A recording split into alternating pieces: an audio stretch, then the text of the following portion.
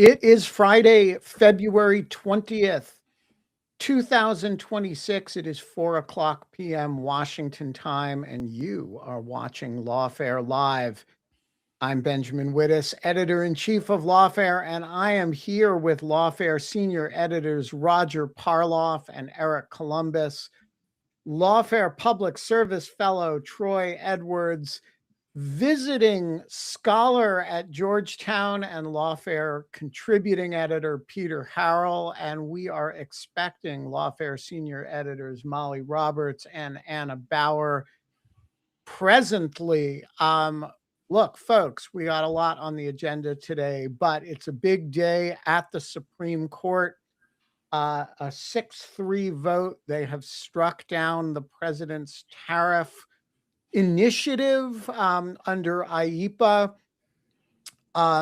Peter, I can't think of anybody I would rather talk tariffs with on a day like this. Welcome back to Lawfare Live.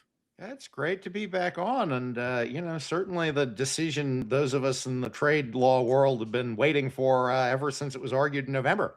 Right. And it's more or less, I think, the decision that you would have predicted if you had defied the rules that you can't predict decisions based on oral arguments, right? like it's basically if you came out of oral argument and said, well, Kavanaugh looks like a no, but boy, Amy Coney Barrett and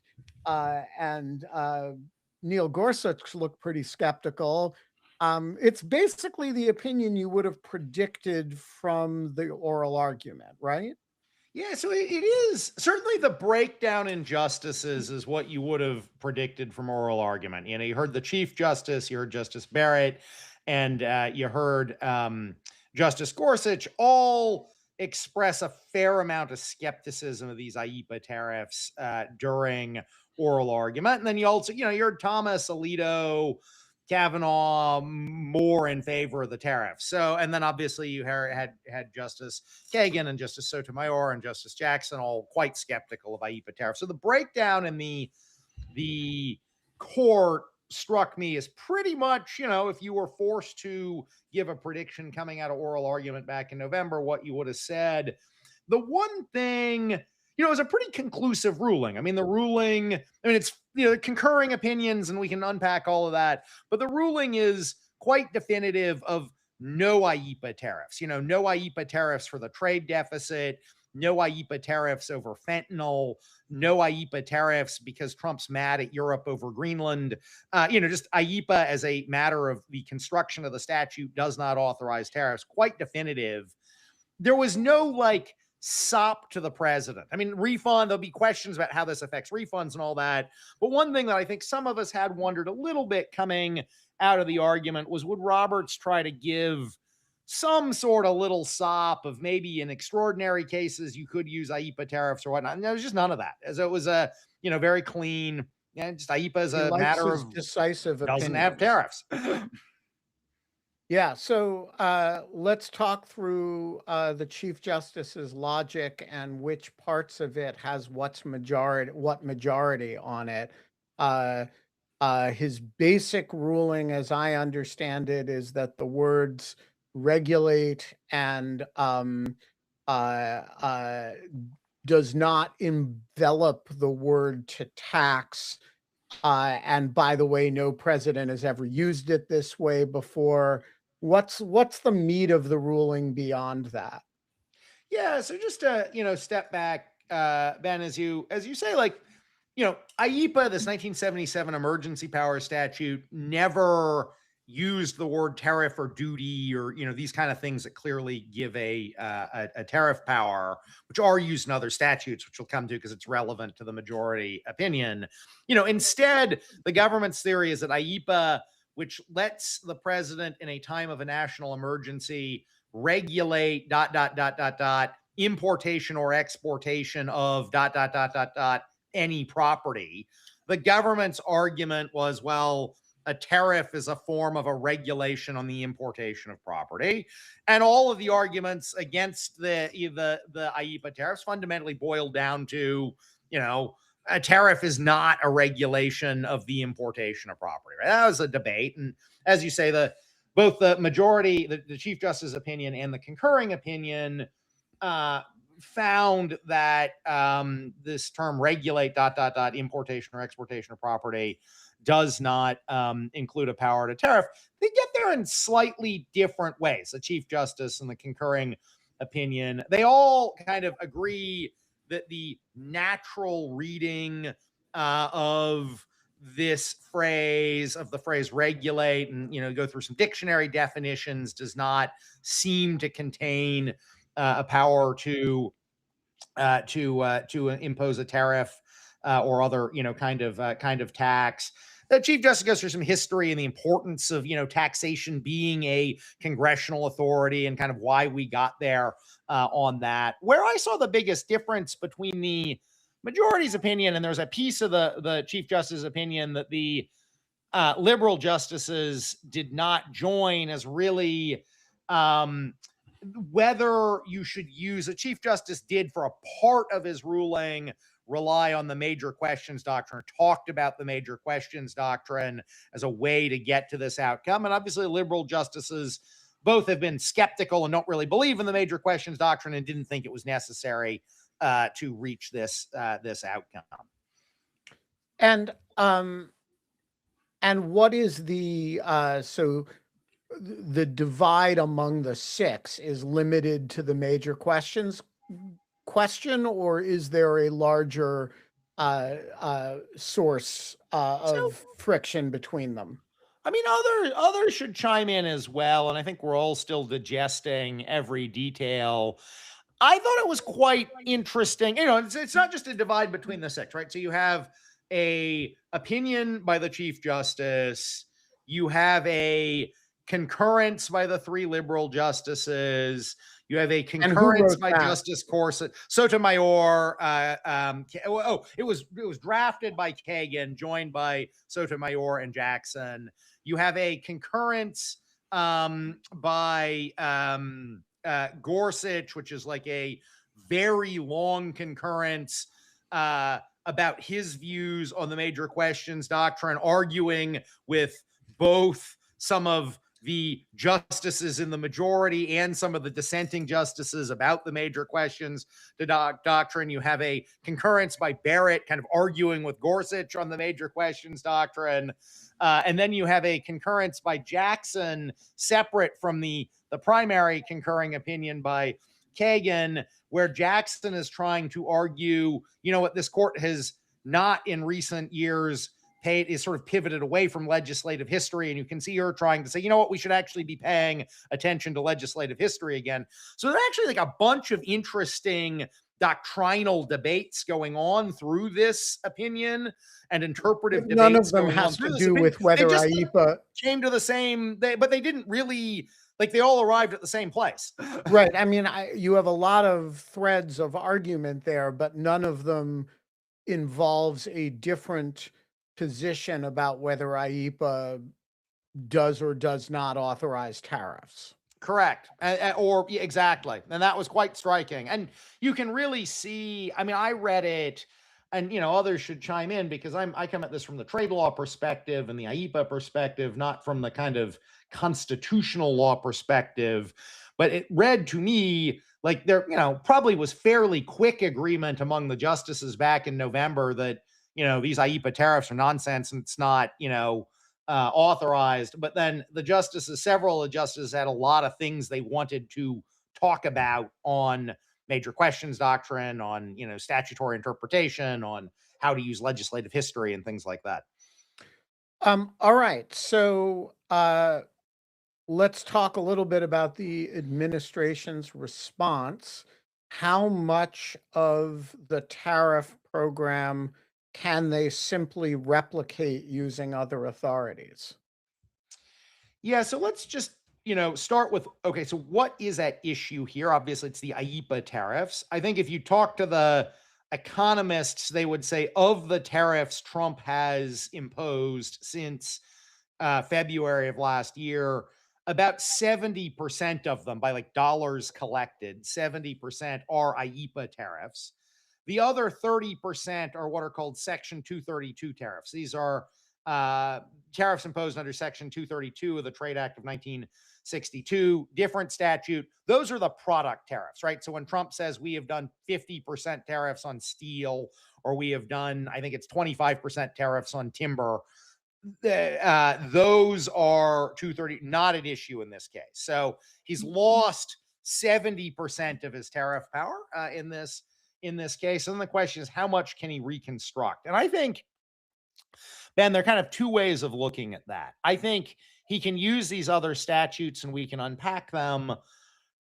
If his goal is to say, I want to have 10 to 15% tariffs on our trading partners. Like, I want a 10 or 15% tariff on Europe. I want a 10 or 15% tariff on Japan. I think he can recreate well over half of that under some of these other statutes. He's already announced 122. We can unpack that. Already announced he's planning 301s. So I think he can recreate, we're making up numbers here, 60% of those kinds of tariffs under other statutes. What's going to be hard for him is there's really no good way under these other statutes to decide on March 1st that if Denmark doesn't give us Greenland within a week, they're going to be 20% tariffs on Greenland. Like, these other statutes just don't have either the kind of rapidity for him to make these sort of aggressive geopolitical tariff threats, nor will they necessarily sustain the kind of very high rates, 20%, 30%, 50%, that he likes to threaten when he kind of is going out there making these tariff threats. So there's not like the ability to use tariff by whim as policy in the same way. There is clearly not legally the same ability to do tariff by whim. Now, obviously, this is Donald Trump. I can't sit here and say that he will not, do some tariff by whim under a statute where it is not allowed, and it will then take 6 or 12 months of litigation to get rid of that tariff. Like, this is, Right. Again, this is Donald Trump, but it is very clear that as a legal matter where the courts will interpret it, he can't quite do it by whim the way he has with this. All right, so let's talk about the dissent. In addition to the proliferation of concurring opinions and subtextual debate about the major questions doctrine and about the use of legislative history, there are 3 justices who just don't buy the premise here. What do we make of the dissents? Well, the dissents, I think, are, and you have two dissents. Both of them are, Thomas kind of wanted to go on separately with some originalist views of separation of powers.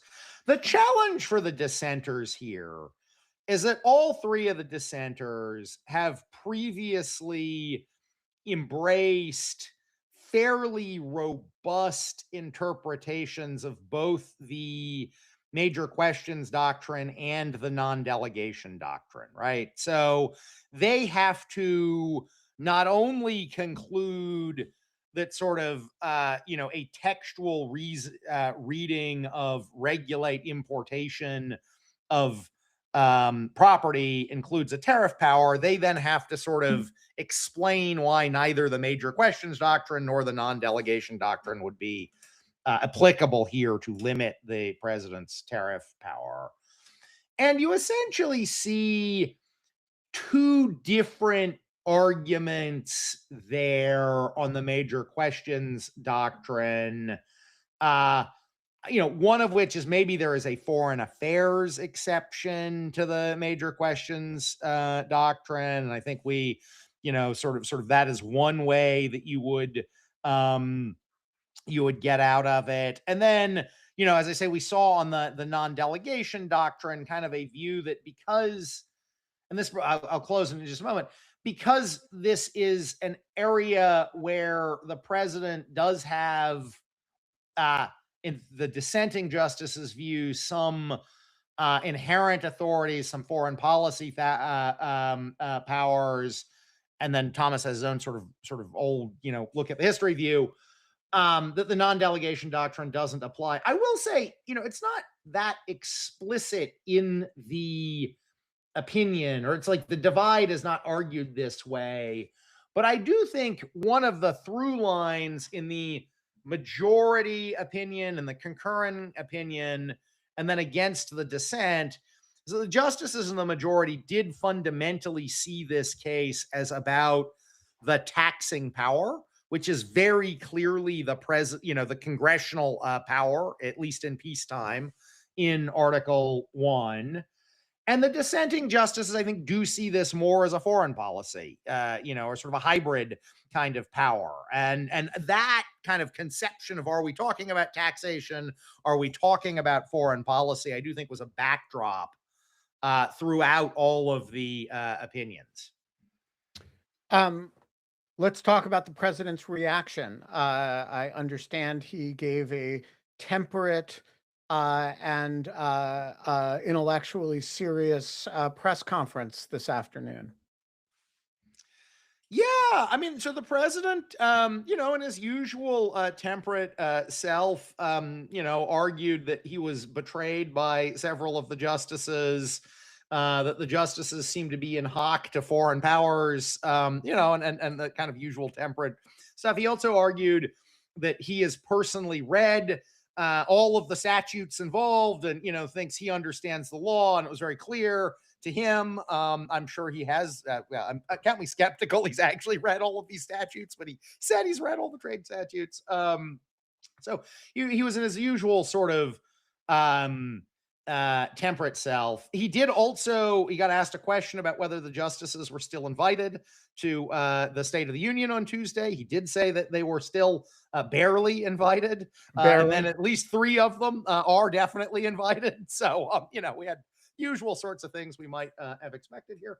But on a more serious note, so he talked about a couple of different things in his press conference beyond his kind of denunciations here of the court's ruling. The first was he emphasized the fact that IEPA still gives him the authority to do things like impose trade embargoes. And some of this was, he was, sort of, how could it, if I can impose an embargo, how could I not have a tariff? And isn't it bizarre that I could impose an embargo, but I can't collect $1? He kept saying, I can't collect $1, but I could destroy a country. So he made very clear he continues to view IEPA as a potentially powerful tool, even if they've taken away the revenue collecting part of this. And then he talked about how he has other authorities to reimpose many of the tariffs that he has imposed. He announced plans to invoke one of those as of today. He said it would come into force in 3 days. That's Section 122, the Trade Expansion Act of 1974, said he would be imposing a 10% tariff under that. Under the statute, that 10% tariff can last for 150 days. And then Ambassador Greer said they're also working on some 301 investigations. These are an authority to impose tariffs under Section 301 of the Trade Expansion Act of 1974, where you find a foreign country has engaged in unfair trade practice. Those tend to take some time to come into force. So I think there is, as sort of many of us had thought about looking at this over the last couple of months, he sort of seems to be seeing 122 as the gap filler to keep tariffs in place, through July. By 150 days would be mid-July sometime. And for those who don't know, what is 122? So 122 lets the president impose up to 15% tariffs. He chose 10, not 15. Says he chose 10 for up to 150 days if there is a balance of payments issue in the United States. And the standard of, is there a balance of payments issue as defined in the statute, is pretty liberal. And B, it's never been used, it's never been litigated. I wouldn't be surprised if the courts find that the president's determination there is kind of a non-reviewable question, or reviewable by some exceptionally deferential standard. So I think he's going to get away. I think the courts are going to uphold 150 days of 122 tariffs. But 150 days is, I mean, that's a hell of a rollback from I have a unreviewable tariff power in my pocket that I can do whatever I want with, 150%. I mean, and it's indefinite. Yeah, I mean, I think Trump had gotten used to having, he really enjoyed having what I think of as kind of a magic tariff Sharpie where he could, sign a piece of paper with a Sharpie and there were tariffs. Like he loves it. Like that's the way Right. what he loves. And none of these other statutes are going to give him that, even if they will let him continue to sort of take, US tariff rates from 2.5% where they were maybe when he got inaugurated to, call it 10 or 12%. All right. So we have some questions from the audience on tariffs. We're going to do audience questions on tariffs first because Peter has to go relatively soon. And we want to be respectful of that. So David asks, how common is this much written discussion in a Supreme Court opinion? My I defer impression to is you this is on pretty that. Like, normal, right? yeah. I mean, you guys read opinions in lots of different areas. I mean, you just have, yeah, it's a long opinion, but not out of bound. I mean, I think of it as sort of a normal long opinion.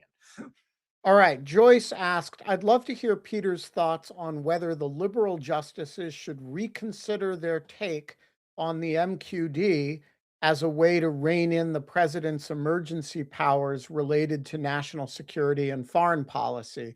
So first of all, what is the MQD and what is the liberals' take on it? And should they reconsider it? I'd open up. I feel like I've talked a lot of somebody else on the panel. I mean, I have thoughts on this, but I come at this not as the con law guy. I come at this as a trade guy. So you probably also have some thoughts on this, Ben.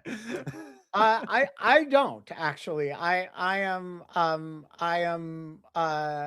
besides, I'm here in my capacity as a convener and a moderator, not, and I haven't even read the opinion, so I'm not in a Well, position maybe to. I'll open it up then and then see if anyone else wants to chime in. So the major questions doctrine is this doctrine the Supreme Court started articulating clearly about a decade ago. There's some debate in the opinion today, and the justices have been debating for a number of years about whether the major questions doctrine is something that they invented 10 years ago or whether it actually comes out of older case law. But it essentially says that if a president is going to rely on an old statute to do a very big action, and it's sort of a new novel action under the statute, Congress has to have spoken clearly on whether the action's allowed. So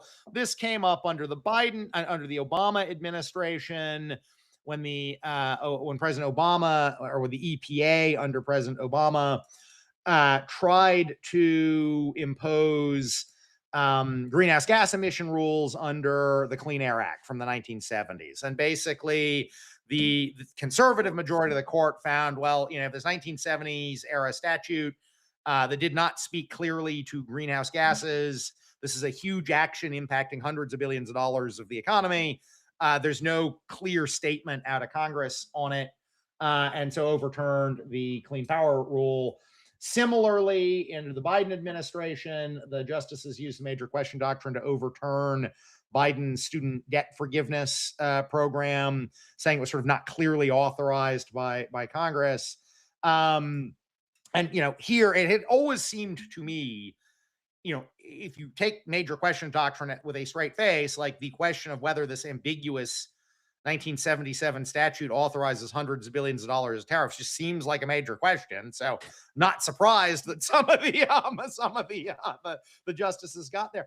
The liberals just haven't liked it from the beginning. The liberals have sort of a view that the three liberal justices have a view that this is a doctrine that the conservative majority is using to rein in liberal presidential actions that they dislike. the conservative majority dislikes. In the regulatory space. In the regulatory space specifically. And so the liberal justices have just never accepted it, because they think you just don't, they think it's not historically grounded. They think it's sort of wrong as a matter of interpreting the jurisprudence, but B, they think it's sort of misused. And so I was not surprised that they did not accept it in this case and wanted to reach the same conclusion without relying on it. Yeah, so I will just add to that the liberal suspicion of the major question doctrine comes from the fact that it is kind of a modern gloss on what was called in the 30s the non-delegation doctrine, right? Which is, this idea that Congress kind of can't give away its own legislative powers to federal regulatory agencies in these sweeping delegations of power. And that idea, when conservative justices revive this idea through the major questions doctrine, it's definitely with an eye on broad delegations of regulatory authority, not to the president, but to agencies, right? And so it goes to this idea that conservatives are very suspicious of, which is Congress's legislative power being wielded by federal regulatory agencies. And I think Brett Kavanaugh has been, sort of speaks for a lot of kind of conservative sensibilities when he says, well, wait a minute, that's not the national security, the national security space is not what we were talking about when we did this. And I think the split that you see between the chief and Kavanaugh here is emblematic of something. Is this a split? The branches have a different, delegation to the branches, or is this really about regulatory power? And I think you see a division between them. Some of them are saying, well, major question means major question. And I think Kavanaugh is saying, no, major question means a delegation of power to an agency as opposed to the president himself. All right, Matt asks, since the alternative tariff statutes involve more process to be followed and findings to be made, does that translate into more opportunities and challenges and judicial review? Well, I have had the view since the beginning of last year, 2025, that the clearest, truest winners of Trump trade policy are trade lawyers. And I am quite confident that trade lawyers will continue to be the clearest winners of Trump trade policy in 2026 as well. On terms of legal challenges to the fallback options, obviously we'll have to, see what the fallback options are and how they play out. There has been litigation on 301. So there's never been litigation in the past on 122 because 122 was never used in the past, but there has been litigation on the 301s without sort of digging into all of the case law out of the CIT and the Federal Circuit on 301 litigation. The Court of International Trade and the Federal Circuit, which sits above the Court of International Trade. Generally speaking, the case law on 301 is that if the U.S. trade representative has followed the procedures, it's done a factual finding, it has, provided notice, an opportunity to comment in the fact finding, if it has provided notice on the tariffs, an opportunity to comment on the tariffs, there will be a substantial amount of deference to the substantive actions of the U.S. trade rep, right? So there's sort of, in general, the case laws follow the procedure, and then you'll get deference on substance. So litigation will depend on, what does USTR actually do? How robust are these? Those kinds of things. The other thing is, it'll be different for litigation because with the IEEPA tariffs, fundamentally, the three cases that were in front of the Supreme Court were all about whether IEEPA authorizes any tariffs at all. And if it doesn't authorize tariffs, then all the IEEPA tariffs are illegal. With 301, you're going to have to bring 301 by 301 challenges, right? So it'll be a 301 on Europe and a 301 on Japan and a 301 on Korea and a 301 on, Canada or whatever. And like, if you're litigating them, most of your challenges are going to be sort of country, 301 by 301 kinds of challenges that might well play out differently based on the specific facts of the different 301s. All right, one last question, and then we will let you go, Peter. I assume there is now going to be a race to the courts to get $200 billion in tariffs back by every corporation that's ever had to pay a tariff. How big a deal is the hole that this is going to blow into the budget? Look, I mean, I've seen estimates. I think you're right. I mean, the estimates I have seen from the economists are, close to $200 billion. The government said in mid-December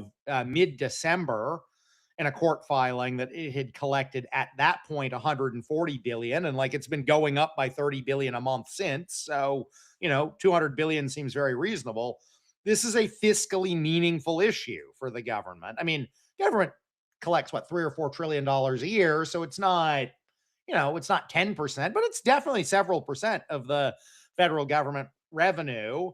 What Trump said, I mean, so the opinion didn't talk about refunds at all. The opinion, the only place refunds came up at all was a little note in the dissent noting that refunds are now probably going to be a mess. Definitely use the word mess. I don't remember exactly what else they said. So this will now be an issue for the lower courts. We saw in December the Trump in litigation about refunds in the lower courts while all of this was pending from the Supreme Court. The Trump administration has conceded that if refunds are going to be legally required, the Court of International Trade has the authority to order refunds. So the Court of International Trade is now going to have to litigate through, in light of this decision, are refunds required? And then if they are, it's conceded the court has the authority to order them. And why would they not be required? If the government taxed me illegally, it seems to me I'm entitled to the amount of money that the government took. So I 100% agree with you, Ben. And this has been my point for the last 6 months. Like, if Scott Bessent had just decreed everyone now has to pay a 50% income tax, and the court says that's illegal, we'd all think we get our income tax money back. No one would have any question on this whatsoever. And tariffs are, from a kind of constitutional and legal perspective, tariffs are just another tax. In fact, they're the tax that Congress was most worried about in the in the founding days, right? Most taxes were tariffs back then. This is just another tax. So it has always seemed to me 100% clear you should be able to get a refund. And the only question has been, will the government make it easy for you to get that refund? Or are they going to say every individual person who has paid a tariff has to go into court and sue and, litigate through the process? I keep hearing people speculating maybe there's some way to not give a refund. I just don't see it for exactly the same reason you just laid out, man. Like, it's a tax. It's an illegal tax. You get your money back. Cannot see the government prevailing on that. All right, Peter Harrell, thank you so much for joining us today. You should feel free to hang around and participate for as long as you like. But I know whenever you have to drop off. I'm afraid I do have to run. I've really enjoyed this. Thanks for having me on. Great to see you. Thanks. Bye. All right, let us turn from the halls and hallowed walls of the Supreme Court to the hallowed walls of the U.S. Department of Justice. Troy Edwards, yesterday on the face of the Robert F. Kennedy building, there is now a large mugshot of Donald Trump. I didn't know that we traditionally posted wanted pictures or portraits of felons on the Justice Department, but what do we know? Yeah, I used to try to explain to defense counsel that DOJ had a really good rehabilitation process and reentry services from BOP. I didn't know how good. Now we have one as the leader and his photo on our building. Um, it's funny that I want to kind of frame my thoughts in two ways. One is the obvious reaction I think everyone is sharing, and then two is maybe a less obvious reaction I had to the banner. Just to walk us through, yesterday, it looked like Hannah Rabinowitz from CNN at least tweeted a picture of the outside of the building showing a banner that listed the Department of Justice title, President Trump's face, and then I think a phrase on the bottom that said "Make America safe again." And the department has actually responded now and provided a statement today saying that they were proud of the 250 years of this history in America, but also proud of the historic work that, quote, this department is doing to make America safe again at President Trump's direction. And I think that language is really important. So here's my obvious reaction. My obvious reaction is this is a problem. And to some folks who pushed back while talking about this yesterday, isn't it obvious this department has lost its independence? What does this reveal? I think it's more concerning that in the last year, the department leadership has at least paid lip service to the concept of an independent Department of Justice. Todd Blanche, the Deputy Attorney General, has consistently tried to speak in those terms, confined by ethics and values of an independent DOJ. I have to think that feeling that constraint has provided some boundaries to what they're willing to do or what the president is willing to order. If you've just removed those constraints now and openly owned that this department is no longer independent, it's concerning to me about how bold the president may become in using the department, and the department may be willing to engage on those orders. And so this is a new world, I think, which is an obvious reaction to the banner. So this is not the first building that the administration has put a banner of Trump on. There was one on the Department of Agriculture for a while next to a banner of Lincoln. There was one on the, was it transportation? There have been a bunch of them.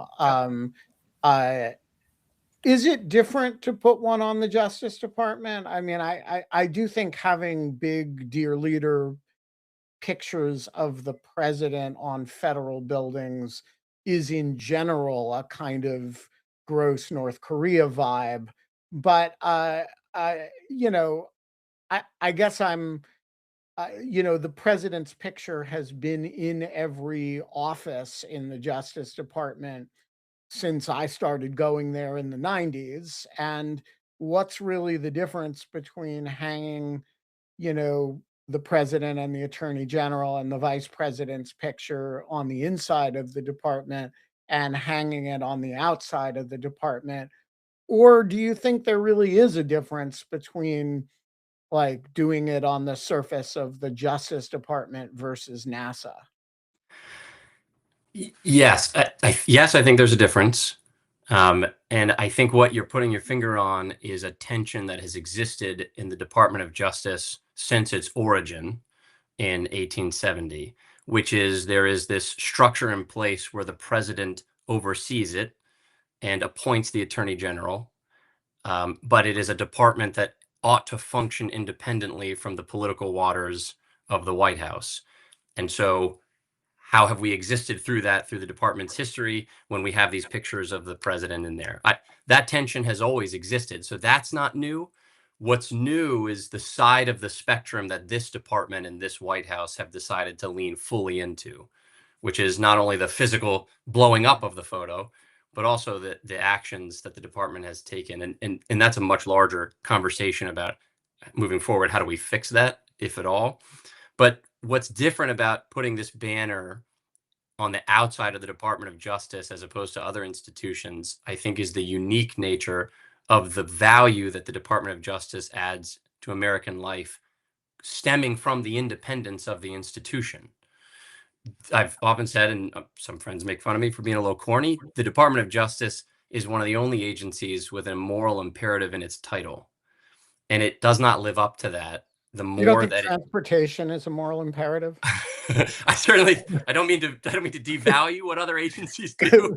I don't know, because there's also, the Department of of education. I think you could make an argument that there's a moral imperative in there too. That's fair. My wife, who is getting her PhD in education, is probably going to sprint into the room shortly.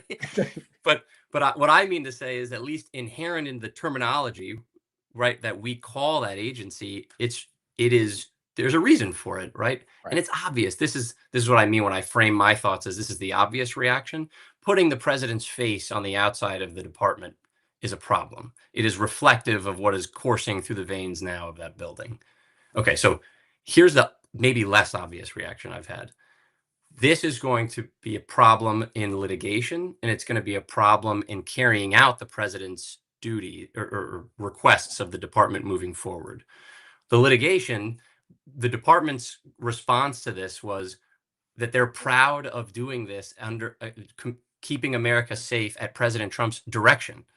As you all know, and many of our readers know and listeners, there is a lot of litigation out there claiming that the president is directing the Department of Justice's actions, and the leadership has consistently tried to push back, saying, no, we make our own decisions. If you're a defense attorney, that picture may be an exhibit in one of those motions moving forward, and that response. And I don't think that's silly. I think that has some force to it, that there is no question now the department does what the president orders them to do. And as we all know, under vindictive prosecution and potentially selective prosecution theories, that could lead to dismissal of indictments. The second less obvious reaction is it's going to be harder for the president to do what he wants with the Department of Justice, because I think more people are going to find this reason to leave. It's less that there's this picture on the wall now and I need to leave. It's more that career folks who I feel pained for since yesterday have to walk past that obvious banner and now represent to the world why they're staying. And that's a shame, right? This is a disservice to the victims those folks serve, and it's a disservice to those career servants who walk in at an opportunity cost of a lot of money every day to serve that institution. It's going to be harder now when they're basically wearing the red hat every time they walk into the building or being forced to look like they do. I think it's more in your face. I think it's going to be harder as people leave, and this department is going to have a tough time replacing those folks. Yeah, I mean, I still remember when Donald Trump was first elected, an AUSA walked into my office and said, I'm resigning. And I asked why, and he said, because I don't want to stand up in court and say I'm so-and-so and I represent the United States. And that was and I talked him out of it, and I persuaded him to stay. But that was with Donald Trump's face not on the outside of the building, and I think that would be a harder conversation if I had to have that conversation today. All right, let us turn to a consequence of representing the Justice Department when when Donald Trump's face is hanging on the outside of the building, which is you may get held in contempt. Um, and I think this is now the first, or maybe not the first, but it's one of the early contempt findings by it's a judge in Minnesota. Roger, give us what happened and what did this attorney do that of all the attorneys who have represented the United States with Trump's face on the side of the building, why is this poor soul the one who's being held in contempt? That's a good question. It's honestly a little arbitrary. It's sort of the straw that broke the camel's back here. This is the case, and it's another glimpse of the total breakdown that is going on in the District of Minnesota at the moment. It's a civil contempt, I should say, and it came down, I think the 18th, which is, I think, Tuesday. And it's another special assistant. We should read this sort of in the context of, we all saw that This Job Sucks case a week or two ago involving another special assistant U.S. attorney Julie Lee. This one is a special U.S. attorney, and I'll put up front sort of all the defenses, and because obviously he's not, you know, the one that's wholly culpable here. He's an Army JAG officer who was moved over into this U.S. Attorney's office as a special assistant just a month ago. And as he explained at the contempt hearing, he's had anywhere between 126 and 129 cases assigned in the last month. And also he said it's a steep learning curve, which I'm sure it is. Here, however, it was Judge Provenzino's predicament. So the case begins on February 2nd. It's a detainee named Rigoberto Soto Jimenez. It's a habeas case. Isahara, Matt Isahara is the name of the man who was got the civil contempt, and it was for $500 a day. He admits that it was assigned to him that day, February 2nd. The same day, the judge issues a show cause order to file papers why he should not be released. That's sort of the standard thing in a habeas, and they must be filed by February 5th. There's no response at all on February 5th. That's a Thursday. So the following Monday, she issues the release order. You've waived any response. And this being Minnesota, she's learned from experience, as all the judges have there. It's not only release him, it's release him in Minnesota, not 1,000 miles away, which is often happening, and give him his property. Don't release him without his documents and his property and his coat. And also you must on February 17th file a certificate of compliance. So again, the release has to be by February 13th, that Friday. On February 11th, the defense attorney begins to try to find out if anything is happening, because she's never heard squat from the government. There's no notice of appearance at this point. And that's a common thing in Minnesota now. Like it's too hard for the attorneys to even issue a notice of appearance. So she doesn't know who's working on the case. And she emails directly to the detention center she suspects he's at in El Paso, and to sends the order herself. We now know that Isahara on February 9th was aware of the judge's order to release and all the other things and did not do anything. What he's supposed to do is to send that order to OPLA, which is the Office of Principal Legal Advisor for ICE. And then ICE is supposed to relay that to ERO, the Enforcement and Removal Office in El Paso. That didn't happen. So she begins reaching out. She gets no response. February 12th, the client contacts her. He has been released, but he's in Texas, and he has no way to get back. And so she then contacts an attorney, a AUSA that she's worked with in the past and she knows has been responsive. And let's give him credit. His name is Trevor Brown. He immediately emails back and says, Matt Isahara is the one assigned, CCs him. She writes to him and explains the situation. He writes back, let me get back to you in a bit. I have a few urgent matters I need to close the loop on. I'll circle back with you this afternoon. That's February 12th. He never gets back to her, ever, until the contempt hearing. The defense attorney finds a shelter for him that evening. She stays in a shelter, and she also finds a way to get him a flight back the next day. I don't know the details of that. The following Monday, she also finds out that he doesn't have his property and begins to email people about that. On February 17th, we're supposed to have the certificate of compliance. Nothing is filed. Again, there's no So it's notice, egregious. there's no notice of appearance filed at the, I mean, there's no sign of the government in that docket. And so at the end of the day, February 17th, Judge Provenzino sends the show cause order why you should not be held in contempt. Show up tomorrow at 2 p.m. I want you there. I want, she's found out who it is from the defense lawyer, who is the attorney on the case. I want David Fuller there, the chief of civil division, replacing Anna Voss, who quit. And I want somebody from ICE who knows about this case.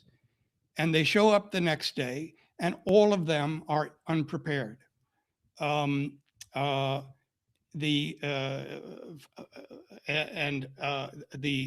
ICE guy, there is a guy from ICE. He's a deputy field office director. He knows virtually nothing about the case. And you know, the guy apologizes, asks for grace. David Fuller asked for grace. And today, the judge issued an order after just a couple hours ago. The certificate of compliance has been filed. He's gotten his property back at this point. She lifted the civil contempt. She said it was purged. She didn't charge him anything, but she said, you know, you've asked, she writes again and again and again, and to other judges in this district, again and again and again and again and again and again. And each of those agains has a footnote to a written ruling where the person is complaining. And in fact, Isahara himself, 2 weeks earlier, she had called him in to explain, why haven't you followed an order? So, you know, she's saying she understands they lack basic resources, they lack basic training, but there are consequences to the petitioners, and she's got to do something. And she can't just keep, and I think the final part of this story is that the New York Times, you know, when this contempt order was issued on the 18th, went to the U.S. Attorney's Office, Daniel Rosen, and he made an outrageous sought comment. Yeah, and you know what it is without me telling you. It was, if I can find it. It was talking about how it was an outrageous abuse by the judge of exactly of you power. know, it again just blames the judge. It's just knee-jerk, inane, offensive, and it's indicative of why this situation exists and can't be improved. All right. Speaking of situations that exist and maybe can't be improved, Molly, you and Troy were just at the Nathanson hearing in the Eastern District of Virginia. Can that situation be improved? Wait, you're muted, Molly. My bad. Yes, I think it actually can be improved. Troy can agree or disagree with that, but the hearing was about Hannah Nathanson's and the Washington Post's efforts to get her materials that were seized from her that included her work laptop and her phone and what they described kind of as her entire professional universe returned to her, or at least the data returned to her.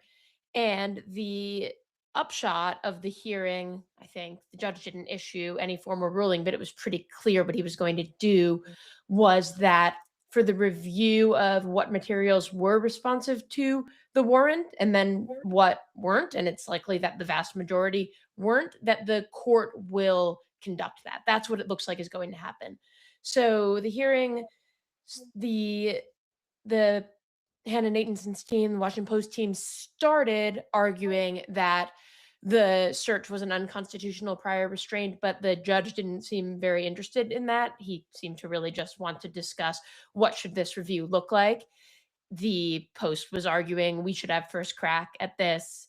The government was arguing we should through a filter team. And then the sort of middle ground there was let the court do it. And the hearing was basically a sort of weighing of the equities when discussing what that search should look like. So the government was saying this is classified information, it's very sensitive, we don't want counsel for Hannah Nathanson or for the Post to be able to see this, and their argument there wasn't very convincing about exactly why. I think Troy can talk more about that. And then the Post was saying this is information that is a different kind of privilege that is reporter privilege. And I'm not sure that exactly what reporter privilege was very convincing either, but the judge Especially basically came down. because it doesn't exist. Yeah, and we were discussing, Troy and I were discussing after what did they mean by that, because they never said, and we were thinking, well, perhaps they didn't say for a reason, right? They just kept stating reporter privilege as if it's this assumed thing that exists, but they didn't really confront the question of does it and to what extent and under what analysis. There's a wonderful opinion by Richard Posner, the former Seventh Circuit judge, in which he dissects the myth of the reporter's privilege and how the press took Brandsburg v. Hayes, which denied that such a privilege existed, and over years of lower court case law turned it into a quite robust privilege. And, Yes. and he writes it Well, if you read admiringly, but basically with this, like, guys, the emperor has no clothes kind of vibe to it. Yeah, if you read the cross motions, they certainly both cite Brandsburg v. Hayes in very different ways. But there was a particularly kind of spicy moment during this, and I don't want to monopolize the conversation, so I'm happy to kick it over to Troy for that. Troy? Yeah, so there was a detour that I think Judge Porter, the magistrate judge overseeing the hearing, called it a detour, but made it crystal clear that it all revolved around the Privacy Protection Act. And the judge made it very clear that a couple things that I don't think were known before. One, he had gone back and forth with the AUSAs, rejecting the warrant multiple times prior to approving it, which was new. And two, demanded an answer to the question of whether the AUSAs knew about the Privacy Protection Act and didn't put it, or didn't know about it and didn't put it. And so did you get an answer to that question? He got an answer that the AUSA involved, in full disclosure, I worked in this office. I know these folks. The AUSA involved, Gordon Kromberg, spoke publicly to the judge after the federal programs branch attorney answered the question by saying he was not involved in the warrant drafting. Judge Porter didn't take kindly to that and still pushed for answers as to the department writ large's approach to not putting any language about the Privacy Protection Act. Gordon Kromberg then answered afterward by saying he was aware of the Privacy Protection Act, but did not put it after DOJ practice dating back to 2013 through 2020, not putting language about the Privacy Protection Act because it was the department's view that it doesn't apply in these circumstances, and he was relying on the WikiLeaks litigation and case law that came out of that. And so that's all to report what happened. I think Molly and I were talking afterward about our thoughts on. I don't want to speak for Molly. We've actually had a lively debate about this case, her coming from a reporter's view and my coming from a national security prosecutor's view. I will say I think I have now shifted after hearing both sides. Amy Jeffers represented the Nathanson, the person who is aggrieved here, right, whose phones and technology was taken. I think she had the best of the three arguments, from the Washington Post argument, the government's argument, and Amy Jeffers' argument, which was to say that two things. One, this was a completely overbroad search and seizure, that it was historical in nature, that search warrant was executed on the reporter's home, and that, importantly, no steps were taken before that. And I'll get back to that in a second, that the government went straight to this search warrant. And then second, this is a counsel, Amy Jeffers, who has a lot of experience in the Department of Justice, has a TSSCI clearance, and has worked repeatedly, full disclosure, including with me on the other side of me in cases, with government prosecutors to meet in the middle with Main Justice's litigation security group and navigate classified information together so it doesn't get to this stage. And so I think it's really important to say, after now reading the briefs and seeing these arguments, it's clear to me we should not be here. I'm not sure what happened, but the government often will try and look, the premise here is they are aware there's top secret security and top secret classified national defense information on a device. And so the government, I think you would hope your government wants to retrieve that so it doesn't then disseminate and risk grave danger to national security interests. But there are a number of steps you can take before executing a search warrant on someone's home. And to hear that those steps weren't taken is concerning to me. And I query whether that was coming from the top down in a rushed adventure. And in terms of the Privacy Protection Act not being included, I just want to clarify something for those who are listening or reading and may not know this. Maybe it's obvious. The FBI agents are actually not the ones often writing these, right? It is common for the attorneys to be writing these. Now, of course, the agents are the affiants, and so they have to verify the accuracy and know this material. But these agents, I keep throwing all these disclosures in. I know the agents as well. They're very good, and they are experienced agents. The agents review it for accuracy. It's the lawyers that ought to be responsible and leading these agents through this process. And so Judge Porter pointed something out that's really important, that even under the current guidelines in the Justice Manual, a search warrant like this has to go to the Attorney General, right? And the Attorney General or the Deputy Attorney General and the AAG for CRIM or National Security Division had to have reviewed all this and approved it. And that Privacy Protection Act language was not included. Now, pause for a second. It's not clear to me the Privacy Protection Act language is a necessary inclusion to determine whether or not there's probable cause to believe that evidence of a crime will be found where you're trying to search. For example, there are a number of internal deliberations the department often engages in from the Office of Enforcement Operations when they're trying to decide whether or not someone you're executing a search warrant on is a member of the news media, for example. You will send this analysis to that area of the department. They will make a determination. If they say no, then you can go forward with your search warrant. You're not including that process in your affidavit. And I think that's appropriate. You don't reveal all of that deliberative process behind the scenes. Pause. Whether you should include it is a different question. And the question and it's different here because of how uniquely tied the Privacy Protection Act is into the actual act of searching a reporter's home. And it's really, if you want to maintain credibility with a court and you want to maintain credibility in your investigation, you ought to include it. And the fact that it would go all the way up and back down forces you to wonder, did leadership not know about this Privacy Protection Act, or did they know about it and intentionally not include it? And I think that's a really important question. All right, quick question before we move on. Any further indications of whether Hannah Nathanson is a subject of this investigation or whether she's just a drive-by shooting victim? You can tell me if you disagree, Troy. It did not seem to me like she was a subject of this investigation. No, I think all parties, they didn't address it directly, but they talked about it as if she's not. I think something that did come out was important here, and it gives life to the movement's arguments. The government admitted, I think as it had to, that the plain view doctrine will apply while the government is engaged in the search of all of these records. Keep in mind, this is her phone or computer or smartwatch.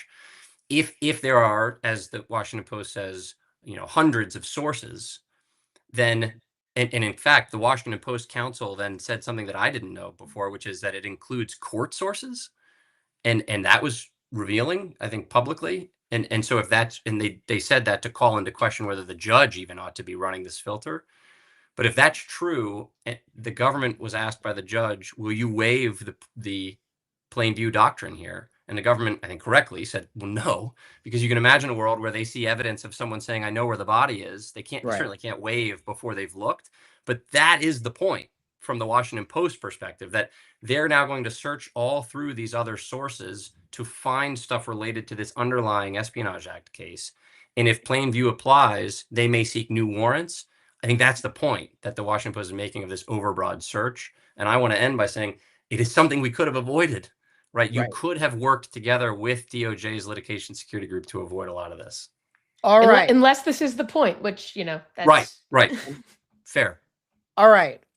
We have a bunch more material to get through, and so I'm going to ask everybody to be brief, which particularly affects Roger as we go through the next round, which is our weekly immigration roundup.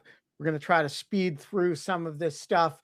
But first, Eric, I hear that a district judge has enjoined ICE enforcement actions at churches. What's going on with that?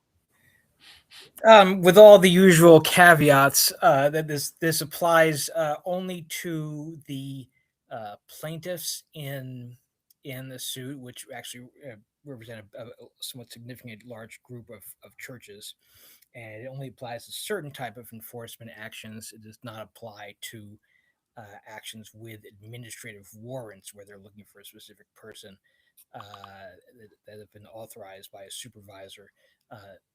The judge determined that he did not have jurisdiction there. Basically, there was the previous policy under Biden and predecessors was having a what's quote unquote sensitive places policy that restricted the places where you could conduct immigration operations in general, generally limiting places such as hospitals, schools, and religious institutions. And it basically said to the fullest extent possible, you shouldn't do this sort of thing. And it was really putting a strong thumb on the scale, but not letting it, not prohibiting it in general. The Trump administration put basically a thumb on the opposite scale, side of the scale, basically saying that you can do it where necessary, and it very well may be necessary, and you don't need to get approval beforehand if that's difficult to do. Bunch of plaintiff churches went in and sued under, among other things, the Religious Freedom Restoration Act, which says that the government cannot impose a substantial burden on religious exercise unless it's to advance a compelling government interest, and it's the least restrictive means of doing so. And the court first found that these churches have standing because they stated and provided declarations that people were less likely to attend services and other church activities because of fear of enforcement operations there, and then concluded that this did in fact burden the exercise of religion. That was not the most restrictive means of doing so, as evidenced by the fact that it had not been done, that enforcement operations existed before 2025 without giving free rein to immigration agents in this way, and therefore enjoined the activities. But it applies. This is just in Massachusetts, right? Well, it applies it's a bunch of national churches, so it may apply elsewhere. I believe it applies elsewhere as well, but only as to those groups and to those specific church organizations. So check which church, if you decide which church you're going to be a member of, check the caption in this case, because whether ICE can come get you in the church may depend on which church you're a member of. And DHS was very angry in response, and they put out a statement saying, we do not raid churches. And that, I think, depends upon the definition of what a church is. I do not think there have been reports of them like literally invading a church service and grabbing someone, but there have been a lot of actions on church grounds. Right. All right, Roger. We have a hearing on the administration's new policy of detaining without warrants all refugees in Minnesota who have not adjusted their status to lawful permanent residence within a year. What is the status of that, and how did the hearing go? Yeah, this is a hearing. The plaintiffs are looking for a preliminary injunction. There's already a TRO against this brand new policy, interpretation of a law that's been interpreted otherwise for 40 years. And it would require, they say that it requires the government to arrest and detain every refugee. They're applying it in Minnesota. There's 5,600. On the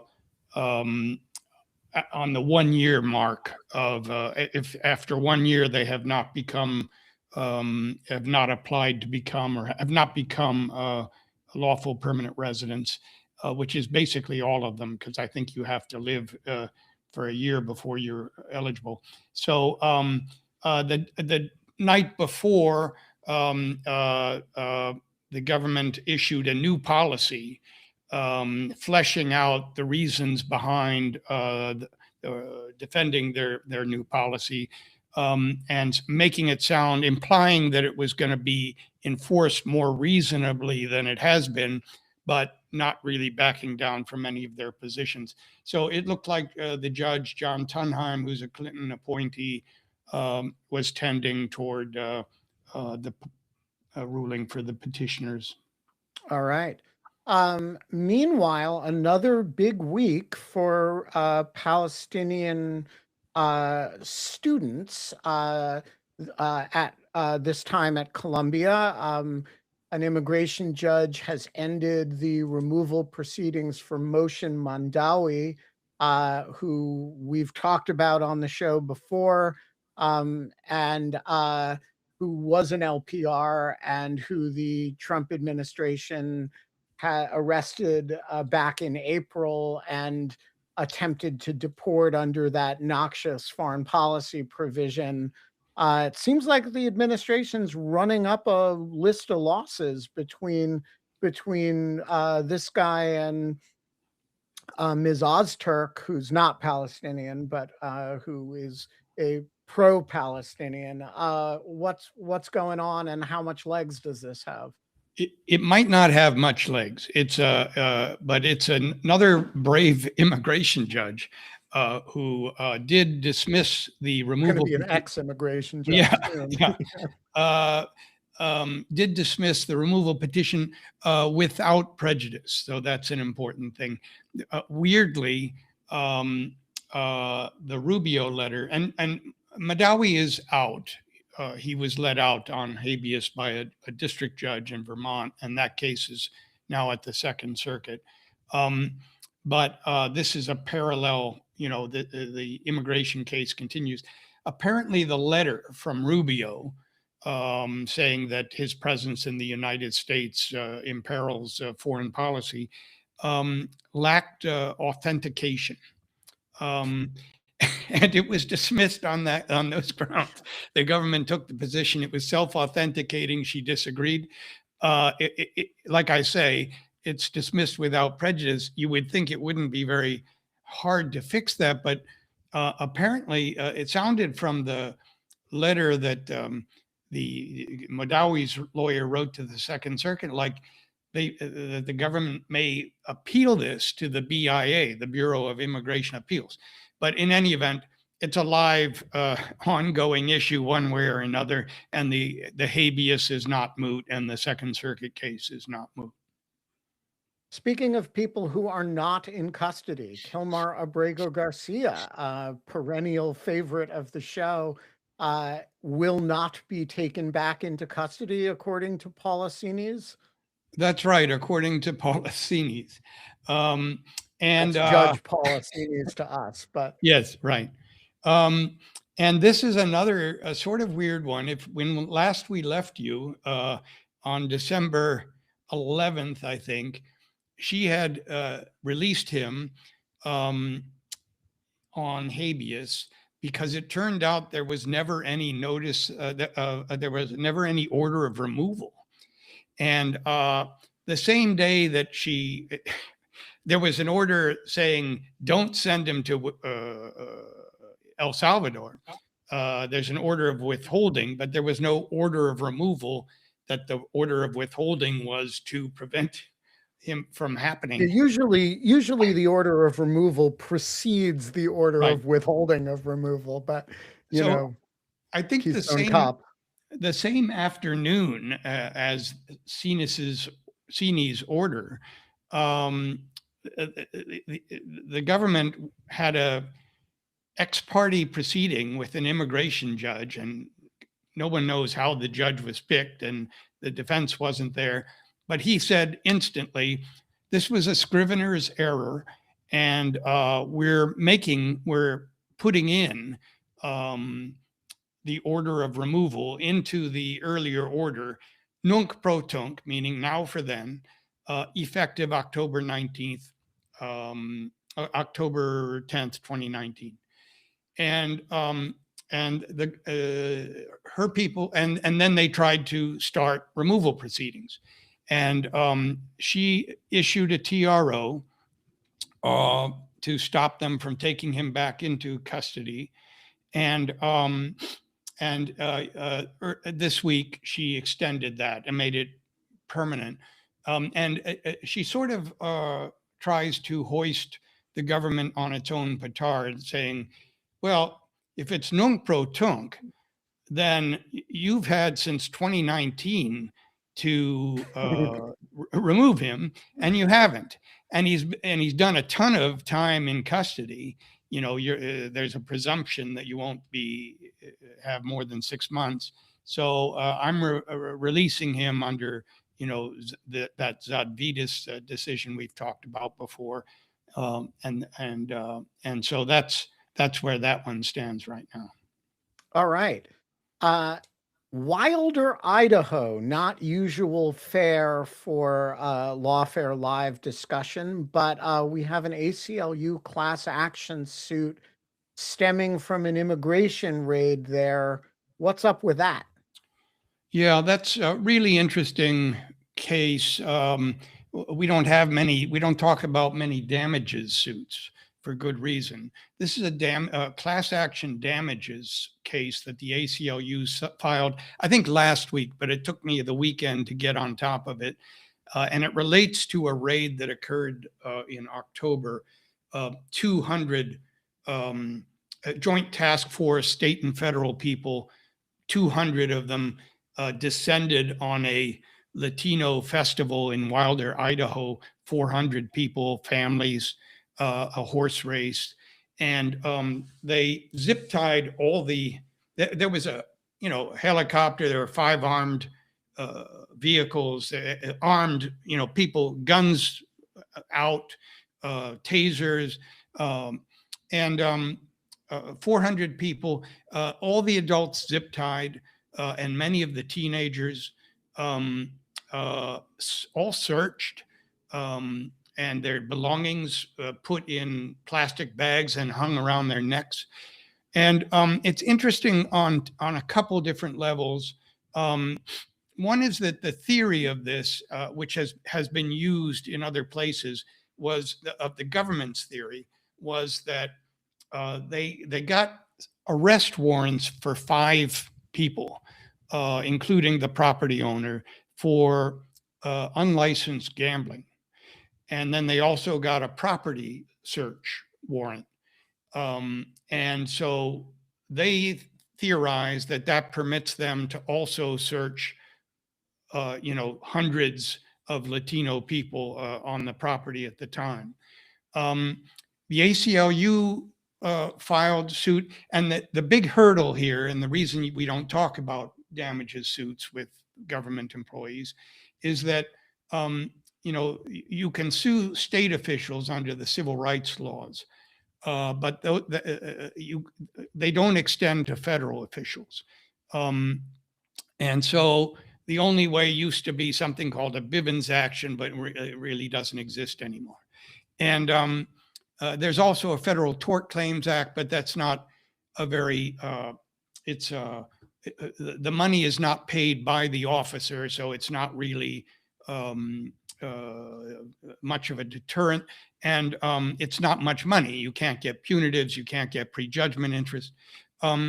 So here they theorize that it was a joint task force, so the federal officers were conspirators with the state officers, and they try to sue the federal officers under the State Civil Rights Act that way. So that will be sort of an interesting thing.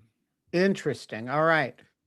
Meanwhile, speaking of civil rights violations, the U.S. Attorney's Office in New Jersey has admitted that it violated more than 50 court orders in immigration cases over a rather short period of time. What's the context of this admission, and what do you make of it?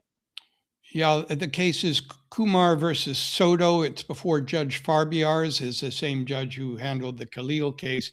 And I guess he was getting frustrated with failure to follow court orders in New Jersey. And he ordered that somebody compile the numbers going back to October 5th, and I mean December 5th. I'm not sure how he chose that date. And the figures were provided on February 13th, so that's a little over 2 months. And by the Chief of Staff to Deputy Attorney General Blanche, Jordan Fox, who has a lot of titles, including Special Attorney in New Jersey. And they listed 52.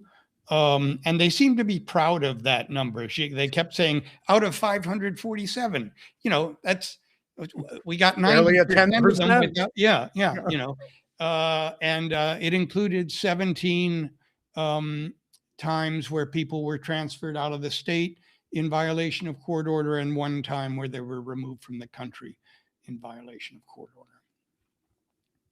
Lovely. Troy, what's the right answer? If you're asked as you've been a recent member of the U.S. Attorney's Office, somebody asks you, a judge asks you, what percentage of orders of this court has your office violated? 500 cases, there's going to be some screw ups. What's a number that an office should actually be proud of? 0. Oh, okay. Just checking. I'm just going to throw that out there. This is not one of those weird Chicago law circumstances where people talk about the optimal number of deaths per year being non-zero because, for the economy, right? We're not engaging in that. The reality is the answer should be 0 every time. Okay, so we're just not violating court orders. Is that the? Typically, when I supervised AUSAs, I would advise them that we had a 0 tolerance policy for violating court orders. Okay, just checking. All right, last item on our immigration roundup. The Second Circuit has not stayed a order blocking Kristi Noem from ending TPS for Syrians. I gotta say, the case for ending TPS for Syrians is a bit better than the case for ending it for Haitians. But I'm glad for any TPS that doesn't get removed, that doesn't get ended. What happened here? Yeah, 6,100 Syrians. They had been, so Judge in Manhattan, Judge Catherine Failla had blocked the termination of TPS for them, and that went to the Second Circuit. This was, the Second Circuit denied a stay, so they keep their TPS status for now, and it is in conflict with a recent Ninth Circuit ruling from a week or two ago, which what's coming, one of the key issues, there's this TPS has its own jurisdiction stripping statute. Right. And it says basically the secretary's determinations don't get judicial review.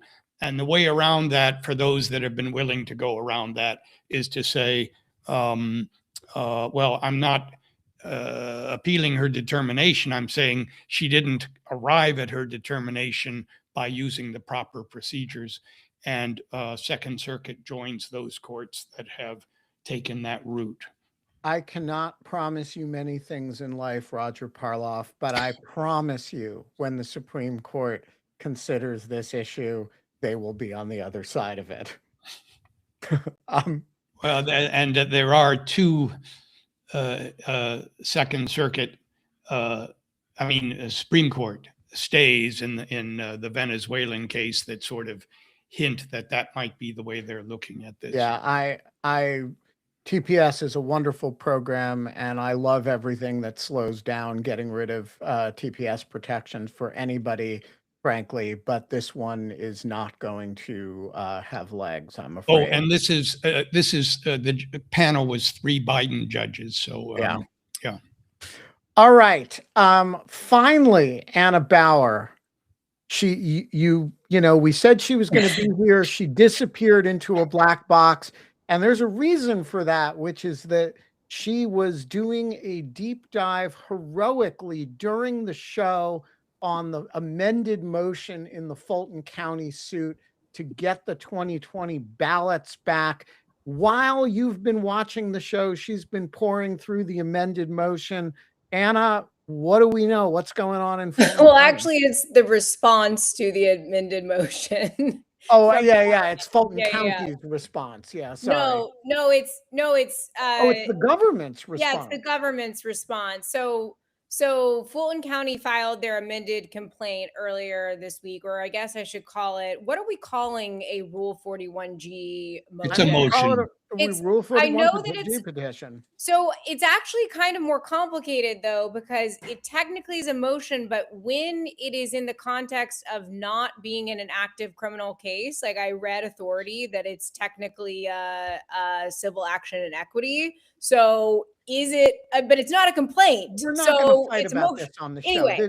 okay. The Civ Pro people can fight about this in law schools. Point is, we earlier this week we got the amended complaint in which Fulton County goes through their reasons why they think that the affidavit supporting the search warrant for getting the ballots in Fulton County is not sufficient, and as a result, because they've been aggrieved by unlawful conduct of a search that happened without sufficient probable cause, they should be able to get all the ballots back. So their government just filed its response. I will say that there's a lot of interesting things in both of these motions. On the Fulton County side of things, in their amended 41G motion, I think the thing that is really interesting is just how much the government omitted from its affidavit.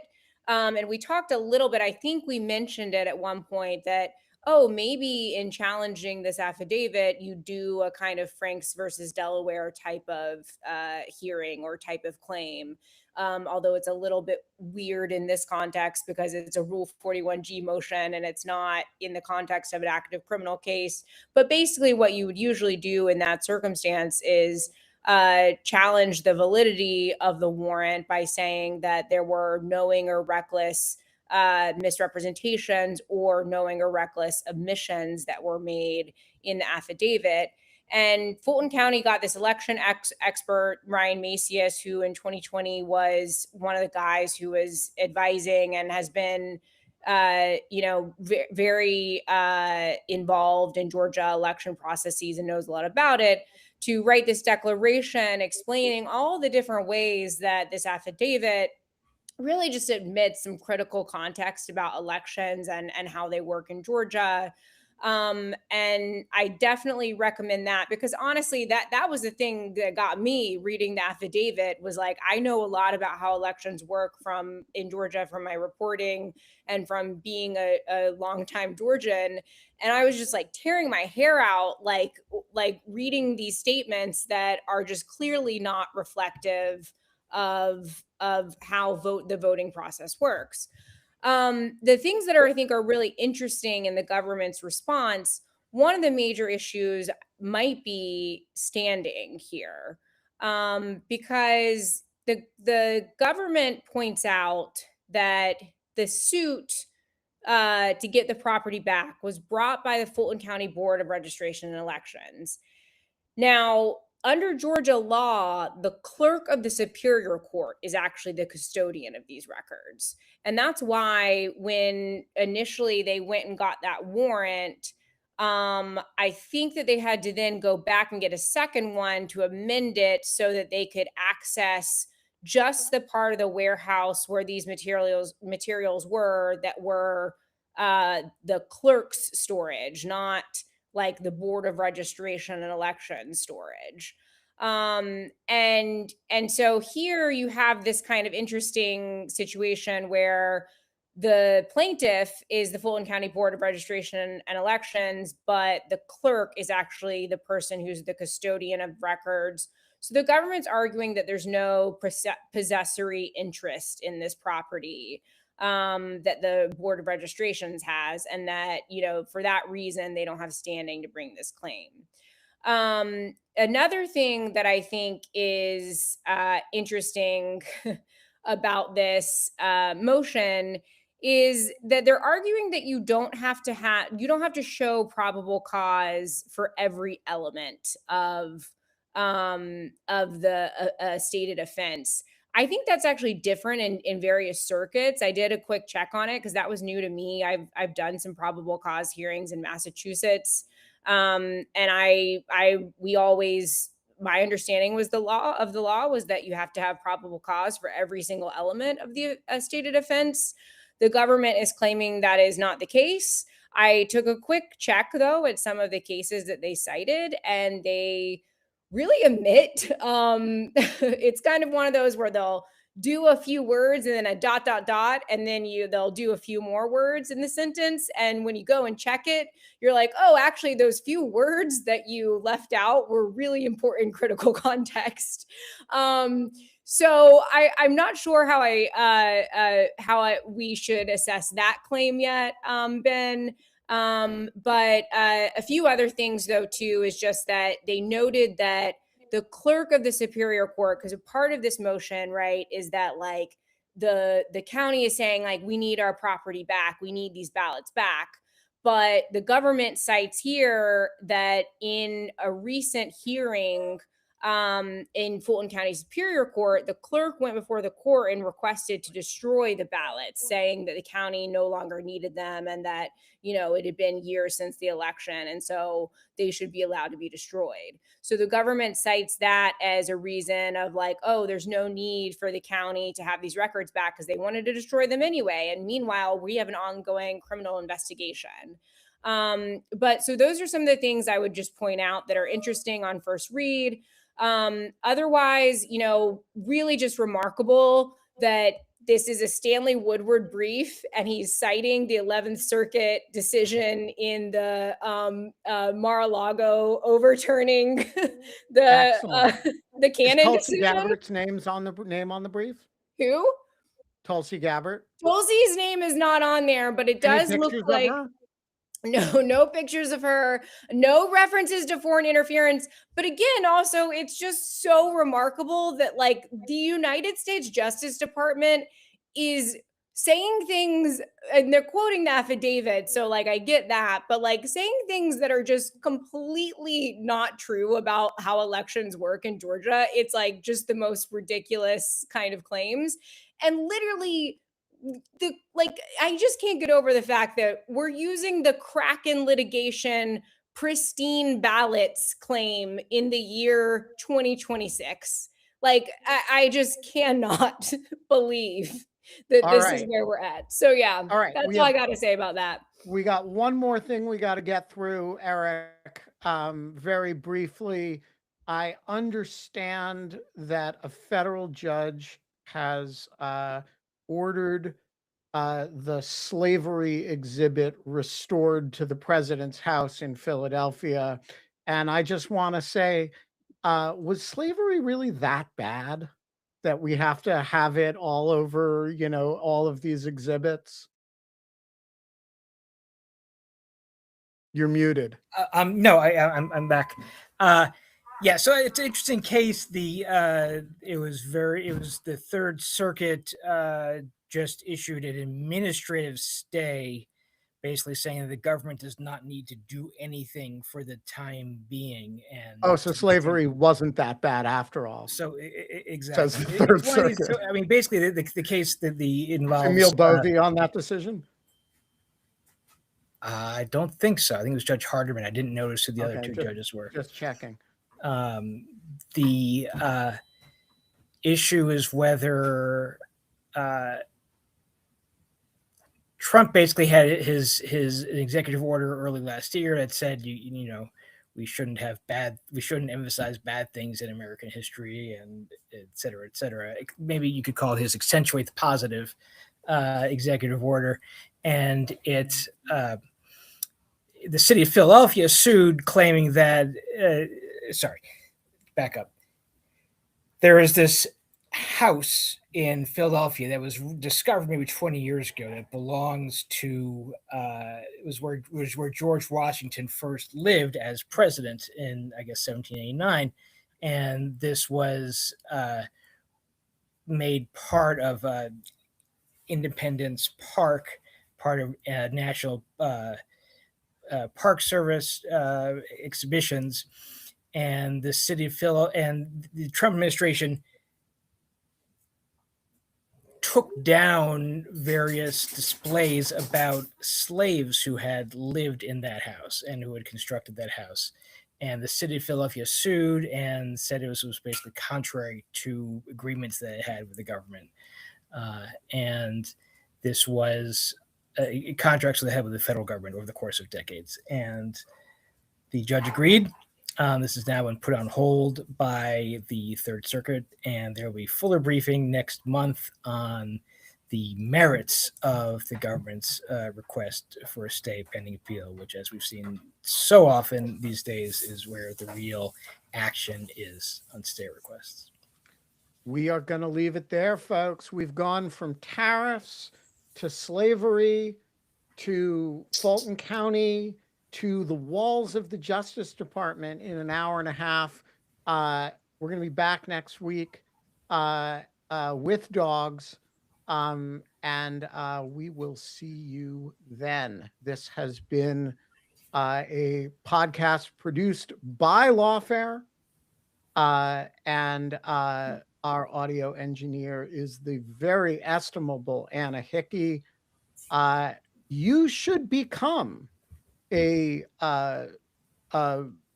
material supporter of Lawfare and join us in the studio while we record these. You can get your questions answered by Peter Harrell about tariffs, by Roger Parloff and Anna Bauer and Eric Columbus and Troy Edwards. We can answer your questions. Go to lawfaremedia.org/support